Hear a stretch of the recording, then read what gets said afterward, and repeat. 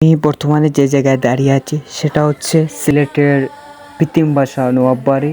তো চারিপাশের যে আসলে যে দোকানপাট বসেছে, তো সেই দিকের পাশেই আসলে দিকের চারিপাশেই আসলে দোকানপাট বসেছে এবং খালি যে জায়গাগুলো রয়েছে সেগুলো আশা করি 6 থেকে 7 8 মহরমের ভিতরে কমপ্লিট হয়ে যাবে।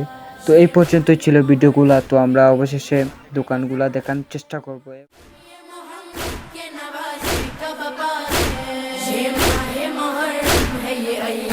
এবং এই যে ইমামপাড়াটি দেখতে পাচ্ছেন, সেখানে আসলে মাতম করা হয়। এখান থেকেই আসলে করবলা পর্যন্ত যাওয়া হয়।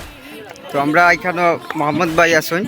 তো এই যে দোকানপাট কিছু কিছু রয়েছে, তো এগুলার বিষয়ে কিছু যদি বলেন ভাই। আসসালামু আলাইকুম। আজ 5 মহরম আমাদের পিতিন পাশা নবাব আলী আমজদ খানের বাড়িতে প্রতি বছরে এই মহরম পালিত হয়। 5 মহরম আর আগামী রবিবার হচ্ছে আমাদের মঞ্জিল। তাই আপনারা সবাই মঞ্জিলে আসবেন এবং এসে দেখবেন আমাদের মহরম সুখশোভা। শেখ ভাইয়ের পেজ আপনারা সবাই ফলো দিয়ে পাশে থাকবেন এবং